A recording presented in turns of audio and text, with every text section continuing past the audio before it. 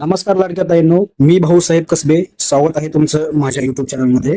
तर मुख्यमंत्री माझी लाडकी बहीण योजनेसंदर्भात अत्यंत महत्वाचे अपडेट समोर आले आहेत. ज्या लाडक्या बहिणी ई केवायसी दुरुस्त केल्या आहेत आणि यामध्ये किती लाडक्या बहिणी अपात्र झाल्या आहेत, आजच्या व्हिडिओमध्ये सविस्तर माहिती ही जाणून घेणार आहोत.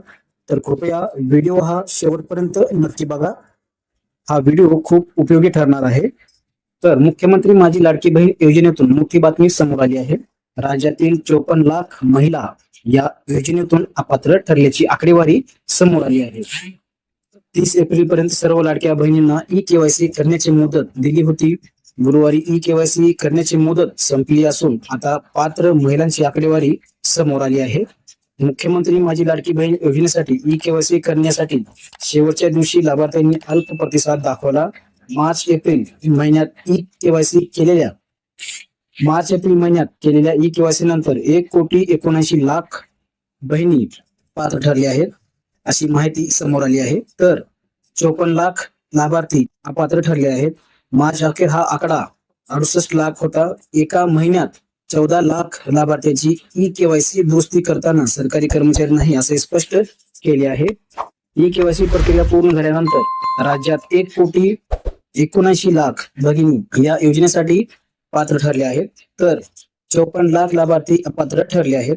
मार्च अखेर अपात्र असलेल्या 68 लाख महिलांपैकी 14 लाख महिलांनी एका महिन्यात आपली माहिती सुधारली आहे. यापूर्वी त्यांनी चुकून सरकारी कर्मचारी आहोत असे नमूद केले होते, जे ई केवायसी करताना सरकारी कर्मचारी नाही असे स्पष्ट केले आहे.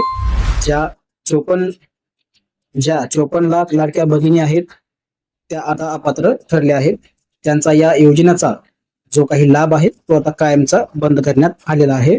ज्या लाडक्या बहिणीचं उत्पन्न हे 2.5 लाखापेक्षा जास्त आहे, ज्या लाडक्या बहिणीच्या कुटुंबामध्ये कोणी आयकरधारक आहे, ज्या लाडक्या बहिणीच्या कुटुंबामध्ये 4 चाकी वाहन आहे, असे असून सुद्धा ज्या लाडक्या बहिणींनी ई केवायसी चुकली होती परंतु दुरुस्ती केली, त्या कुटुंबामध्ये 4 चाकी वाहन आहे, 2.5 लाखापेक्षा उत्पन्न आहे, कोणी आयकरधारक आहे, कोणी सरकारी कर्मचारी आहे, असूनही त्यांनी नाही केलं, अशा लाडक्या बहिणी या योजनेतून कायमच्या अपात्र ठरणार आहेत.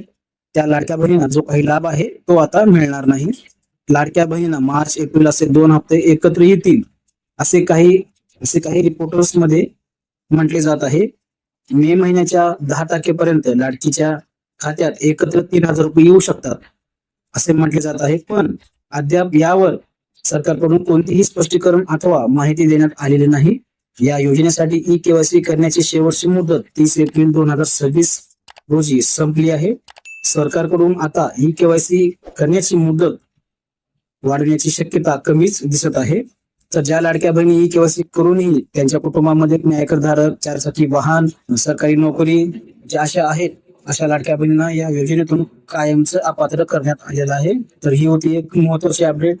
कृपया चॅनल जर नवीन आला असेल तर चॅनलला आता सबस्क्राईब करून ठेवा. असेच महत्वपूर्ण व्हिडिओज तुमच्यापर्यंत मिळत राहतील. तर भेटूयात नवीन माहितीसह, नवीन अपडेटसह.